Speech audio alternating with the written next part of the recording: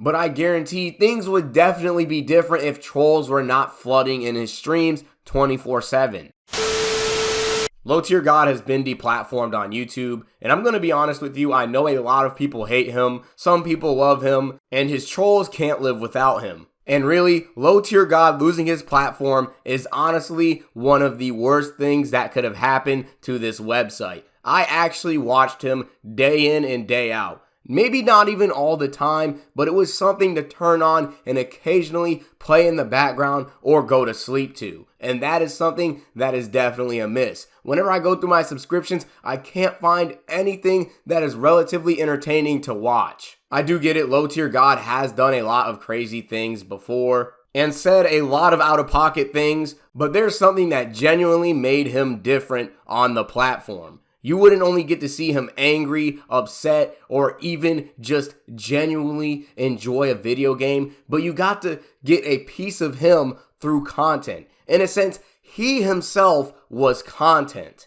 And I really can't say that for a lot of other YouTubers because some other YouTubers probably just scream in front of a video game and call it a day. The unpredictability is what really makes Low Tier God entertaining. Is he playing a character or is he genuinely being himself? One of the things that I actually enjoyed the most about his content was whenever he told one of his stories or talked about an ongoing situation. As entertaining as seeing him rage was, there was so much more there when it came to understanding the person behind the camera. And what really made Low Tier God special was that you got to see the good and the bad. And people were able to come to their own conclusions about him. Rather than have someone believe this false idea of what their favorite content creator was like. Especially because they're able to maintain a squeaky clean image with them always saying, hey, this is great, this is amazing, this is awesome. And occasionally just pretending and automatically agreeing with whatever their chat wants from them. That's even if the streamer would read the chat. That is one thing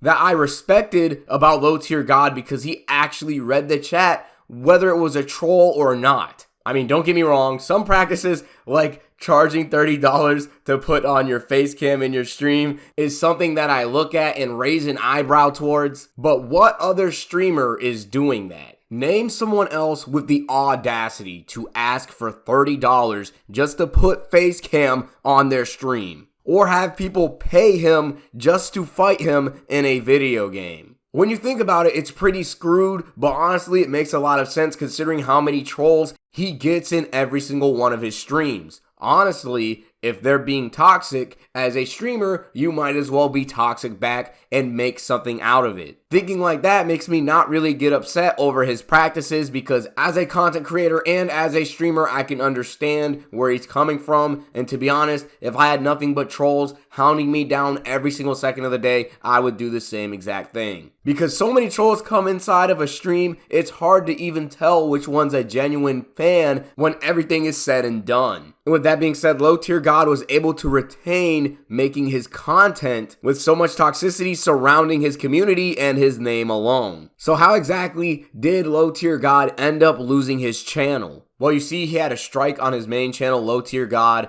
and then he made a second channel to actually try and stream on. Assumingly so, it would seem safe to stream on another channel since your primary channel is the one with the strike on it, so it makes sense. However, YouTube does not want anyone streaming, period. If you are banned for 7 days, no matter what, you should not be putting up any content, even on another channel, for 7 days. Really, it does make sense, but that's one thing that I actually dislike about YouTube because it's not really transparent because I run 2 channels myself. Now, if I were to put something that didn't involve the original source of content that I did, why should my channel as a whole suffer? Because no matter what, both of my channels are going to reap different benefits no matter what I do. When you think about it like that, it's pretty screwed. But honestly, Low Tier God should have just waited for the ban to end. Finding out all this news, it was actually pretty disappointing,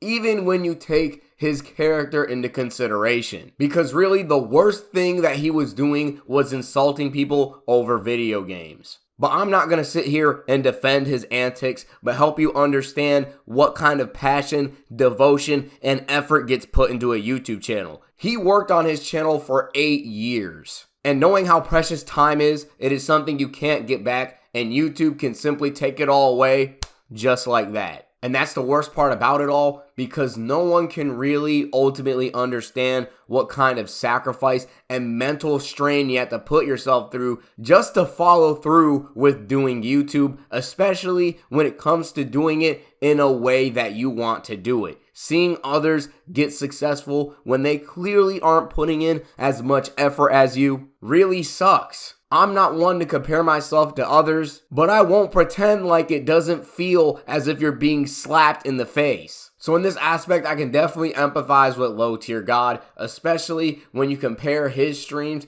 to other streams. Most streamers just don't even read chat or even give them any time of day. How many times can you just jump into a stream and just watch a whole entire wall of text just go unscathed, with the person just playing a game in dead silence with the most mid gameplay possible? It's the worst. I mean, some people find it entertaining, but that's not me in the slightest. As much as people really do try to dig into Low Tier God, I feel like a lot of the time they really don't take into consideration that maybe he isn't always the bad guy in a situation, but as a content creator, there just seems to be this double standard where you're always ending up having to force yourself to be the better man at the end of the day, when really you're just trying to do what's best for your stream by blocking people who are actually ruining the experience, or even calling someone out in your chat.